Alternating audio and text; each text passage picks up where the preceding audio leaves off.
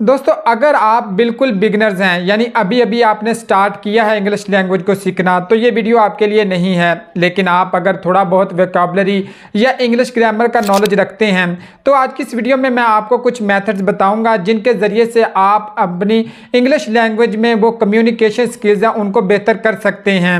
बहुत सारे लोग होते हैं वो सिर्फ इसी चीज़ को इम्पोर्टेंस देते हैं कि इंग्लिश लैंग्वेज में सिर्फ ग्रामर ही इम्पोर्टेंट है, लेकिन मैं आपको ये बताता चलूँ कि इंग्लिश ग्रामर इम्पोर्टेंट तो ज़रूर होती है, लेकिन अगर आप किसी भी तरह का एग्ज़ाम दे रहे हैं, चाहे वो आपका इंटर का एग्ज़ाम हो, मैट्रिक का हो, ग्रेजुएशन का हो या इवन मास्टर लेवल का भी हो, तब भी आपकी इंग्लिश लैंग्वेज में आपकी ग्रामर बहुत ज़्यादा अहमियत की हामिल होती है।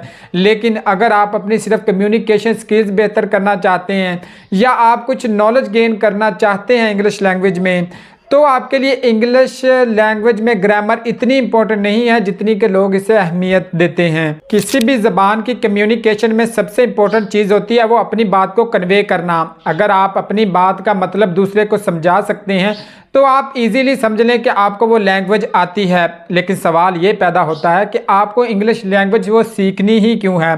सबसे इम्पोर्टेंट रीज़न इसकी ये है कि हमारे तमाम क्लासेस में ये कंपलसरी सब्जेक्ट्स है, चाहे आप प्ले ग्रुप से लेकर देख लें इवन मास्टर तक आपका ये कंपलसरी सब्जेक्ट है जिसको आपको सीखना ज़रूरी ही होता है। सेकंड और बिग रीज़न ये है कि हमारा मोस्ट ऑफ द वर्क वो इंग्लिश लैंग्वेज में होता है, जैसा कि हमारे मोबाइल्स में देख लें, बैंकों में और गवर्नमेंट ऑफिसेज, हर चीज़ में वो इंग्लिश लैंग्वेज ही यूज़ हो रही है।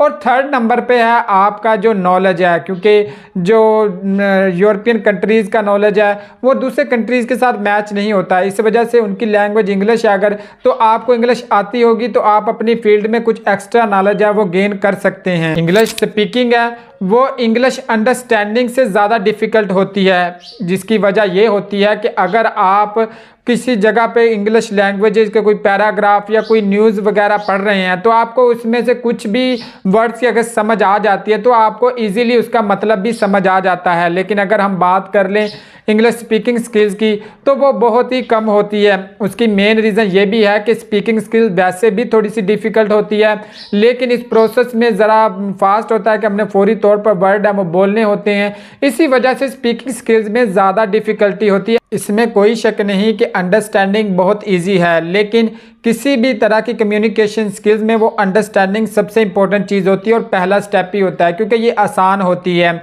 अगर आप कुछ मूवीज़ देखते हैं या फिर आप न्यूज़पेपर वगैरह पढ़ते हैं तो इमेजेस और सीन्स के साथ आप वर्ड्स को रिलेट कर पाएंगे। अगर आपको कुछ वर्ड्स के मीनिंग आते हैं और कुछ को आप अगर रिलेट कर लेते हैं तो ऑलमोस्ट आपके वो है मीनिंग है वो क्लियर हो जाएगी। इसी वजह से बहुत सारी वोकैबुलरी है जिसको आप रिलेट करने की वजह से अपने माइंड में वो बिठाएंगे वो आपके देर पा रहेगी, क्योंकि विजुअल्स वो काफ़ी देर तक रहते हैं एज़ कम्पेयर टू अगर हम पढ़ने की ही बात कर लें। इसी वजह से अगर हम इमेजेस और जो सीन्स होते हैं उनको रिलेट कर पाते हैं अपने इंग्लिश वर्ड्स के साथ कि ये हो सकता है कि इसका मतलब ये हो, वो अपने आइडिया ही होते हैं, लेकिन मोस्ट ऑफ द टाइम वो आपके ठीक होते हैं, जिसकी वजह से आपकी वोकैबुलरी भी बढ़ती जाती है और आपकी अंडरस्टैंडिंग भी उसमें बढ़ती ही जाती है। अंडरस्टैंडिंग के बाद नेक्स्ट प्रोसेस आता है वो आपकी प्रैक्टिस ऑफ राइटिंग है, क्योंकि राइटिंग प्रैक्टिस आपको दो बेनिफिट्स देती है। सबसे पहले तो आपकी जो हैंड राइटिंग है उसको इम्प्रूव किया जाता है। सेकेंड नंबर पर आपकी जो थॉट्स प्रोसेस है उसको ये इम्प्रूव करती है, क्योंकि कम्युनिकेशन में सबसे इम्पोर्टेंट पार्ट वो थॉट प्रोसेस का ही होता है। हमने जो भी वर्ड बोलने होते हैं सबसे पहले वो हमारे माइंड में आते हैं, उसकी इमेज बनती है, उसके बाद ये उसको अपनी ज़बान के ज़रिए वो अदा करते हैं। इसी वजह से अगर आप वो राइटिंग प्रैक्टिस करते हैं तो आपका थॉट प्रोसेस है वो और इजीली वो कन्वे होगा, जिसकी वजह से आपको अपनी कम्युनिकेशन स्किल्स में वो इम्प्रूव करने में मदद मिलेगी। सबसे बेस्ट तरीका कम्युनिकेशन स्किल को इम्प्रूव करने का ये है कि हम जो वर्ड्स होते हैं उनको रिलेट करने की बजाय उनको उसी लैंग्वेज में वो याद या रिमेंबर या थॉट प्रोसेस के ज़रिए वो अदा करना शुरू कर दें।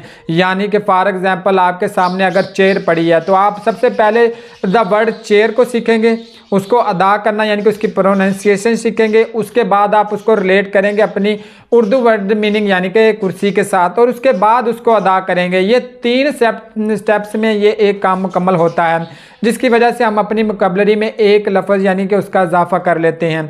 लेकिन अगर यही वर्ड हम डायरेक्टली उसको रिलेट कर लें इमेज को वो चेयर के साथ, तो हमारा दरमियान वाली जो एक स्टेप है वो स्किप हो सकता है, और इसी वजह से हम फ्रीक्वेंटली वो बोल सकते हैं।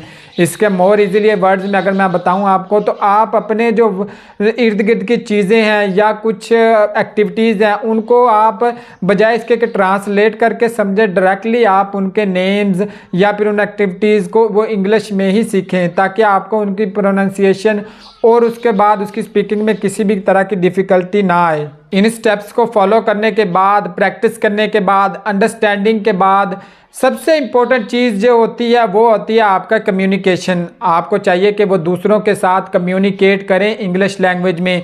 गो के शुरुआत में आपको बहुत डिफ़िकल्ट भी लगेगा, बहुत सारे वर्ड आपको आएंगे भी नहीं, हो सकता है कि आपका मजाक भी उड़ाया जाए, लेकिन इसका एक बेहतरीन हल आज की डेट में मौजूद है, वो है आर्टिफिशियल इंटेलिजेंस।